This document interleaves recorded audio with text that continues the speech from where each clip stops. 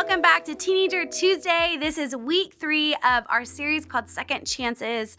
And week 1, we talked all about when to choose grace, when should we show grace to our students. Week 2, we talked about when to draw the line and when that line needs to be more hard and fast instead of fluid. And week 3, this week, we're talking about never giving up on second chances, that there's always going to be a second chance with your student, and second chances sometimes feel like 200th chances, right, with students. And so we're going to talk a little bit about that. And I'm here with my friend, my very good friend and coworker. Her name is Kristen Zimmerman. And Kristen, why don't you introduce yourself and let people know, those of you who don't know, let them know who you are. Hello, everybody. I'm Kristen Zimmerman. I am the student director at Frisco West, and I also do Regen for students at the Frisco East campus, centrally. Yes. And so, I'm excited to be with you here today talking about students. I'm really excited to have Kristen here with us, too, because she has a really great perspective. Her and I are on the student staff together, and we're the 2 people on the student staff who actually have teenagers that live in our home. And so that gives us a pretty unique perspective. Yeah. All of us on the staff love teenagers, but we live and breathe teenagers, not just at work and at football games and at different things, but at home too. And so that's just a part of our world. So I'm going to let you launch into what we're talking about today. And I guess my big question for you today is, why should we continue to give our students second chances, again and again and again? I will say that one of the main things is that people can change, and just knowing what your perspective is on that. Yeah. I had my daughter, she's 16 now. I had her when I was 21. I'm 38 now. Yeah. When you adopted your children, you're not the same person that you were at that time either. And so thinking of all the changes that you've made in your adult life, and how many changes, even from 14 to 18, that you made as you were growing and learning who you are. Pastor John always says, show me your friends, I'll show you my future. Yeah. And most of the time, they're not going to be friends with the same people in the next few years. So even if they're acting out now, or not doing motivational stuff with their homework and things like that. Whatever you're dealing with at home. You never know what they're going through and exactly how that's changing them. Yeah. And even with we see it with students too. They start one way, and then all of a sudden they start hanging around with someone that, their home life is not great, even though their home life is. They may pick up some of those habits of how those children talk to their parents. So then, it's okay for them to talk to you, all that. For sure. But one thing I do want to mention is that I found this quote. It was on Psychology Today. Love it. And it says, people can learn from mistakes, and when you give them second chances, you're showing them that not only are you believing that they can make better choices, but you're showing them that you love them enough to give them the opportunity. That's so good. And so even the smallest thing like that, of trusting them to put the ball in their court, sometimes makes the biggest difference. Yeah, and it's showing you your belief in them, that you believe that they can do whatever and be better and be the best they can be, basically. Yeah. No, that's so good. I love that quote. So when we as parents give our students second chances, what do you think that is communicating to them? I think that when we're doing that, especially us here at Hope, we talk a lot about forgiveness, and forgiveness in the Bible is a big theme. Yeah. Second chances are about forgiveness, plain and simple. God is patient, he's forgiving, and he wants us as his children to be the same and reflect the way he is. Absolutely. Colossians 3:12 says, therefore, as God's chosen people, holy and dearly loved, clothe yourself with compassion, kindness, humility, gentleness, and patience.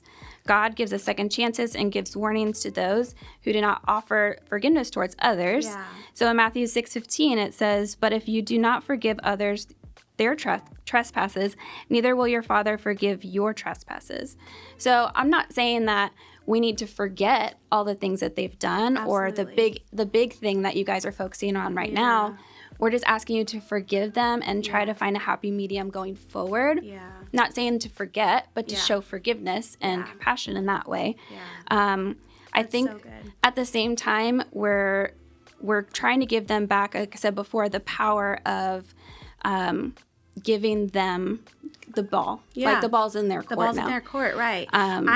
I'm showing you and I'm doing my best to trust you and to trust you, even though it doesn't maybe feel like you've won back that trust quite yet. Yeah.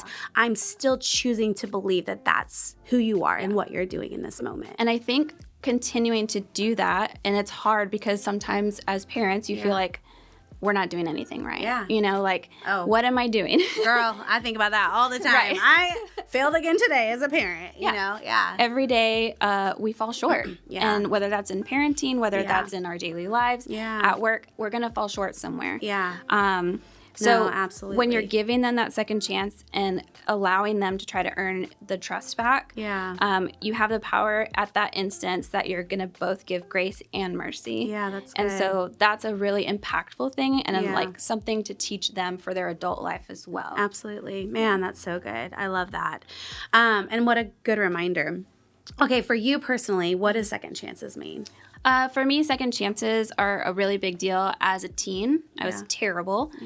Most awful teen you could ever think of, whether that was being disrespected to my parents, being in suspension in school. If I want to get really personal, I got to the point where I like pawned my parents' jewelry because I wanted, can I talk about drugs? Yeah. Okay, because I wanted to buy drugs. Yeah. And at that time, my parents continually had my back. They were disappointed. I got grounded. And you knew they were disappointed. Absolutely. And that for me was like the biggest thing was like the disappointment. But for some reason, I just couldn't, I just couldn't break the cycle. So I just kept making bad decision after bad decision. Yeah. But I think knowing that they were there for me. Yeah. And I want even in their disappointment. And even I feel like this. that's huge. Yeah. And I don't want it to seem like that they weren't disciplining me or anything like that. They absolutely were. Yeah. It's just something that I had to choose for myself. Absolutely. Like I had to make that choice. Yeah. But knowing that I had someone there, and it wasn't, I want to make it clear, like it wasn't like they were enabling the behavior at all. Right. It was just a personal choice for me that I had to stand on my own 2 feet to figure out. Yeah. So. Well, and some of our kids, we know this, some of our students, just their personalities, what they have going on, like you know if your student is one of those students who has to experience something for themselves, or you can tell them a story and they will understand it. Like, you know that about your student. And you know, like maybe your student is walking through some of the stuff that Kristen walked through when she was a teenager. Look where she is now on staff at church, working with students, which is just awesome. So, okay, so knowing that, knowing a little bit about your story, like how have you used this principle in parenting your own student?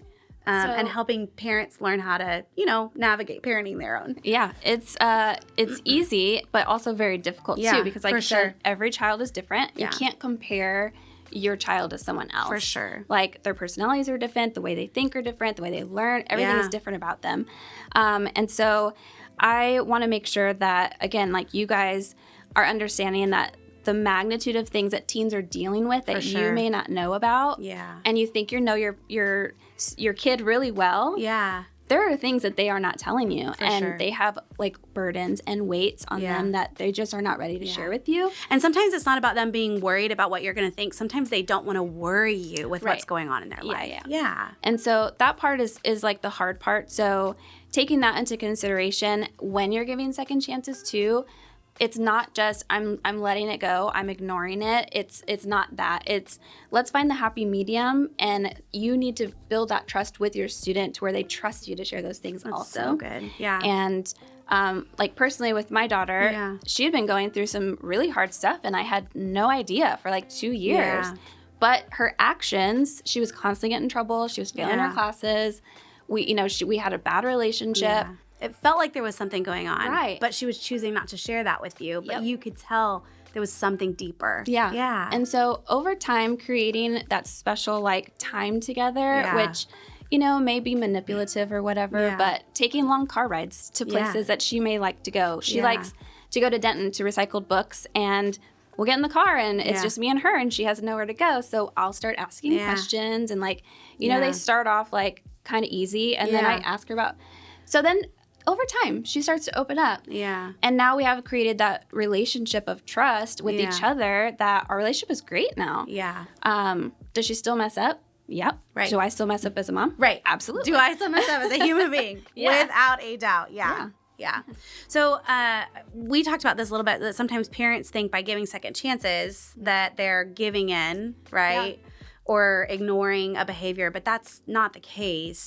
Yeah. I think, so for myself and my husband, we think very differently about parenting styles, and he seems to think sometimes it's black and white, like you're giving in, you're letting her get away with murder, and I'm not, but I'm also having a serious conversation about it and the expectations and what she expects from us as parents too, and creating that kind of a dialogue, because a lot of people have unmet expectations, and that's where the disagreements happen. Yeah, absolutely. No, that's really good. And so it's good to, as you talk to your student, to kind of know where each other is on the field. Like, like, hey, I thought you were right here with me, but really you're 10 yards down the line and it's just not good, or whatever. So I love that. And then we were talking earlier just about a lot of ways that we can have great relationships with our students. Can you share a little bit about that? Yeah, so like I said, taking like long car rides is an easy way, but going to places that they like.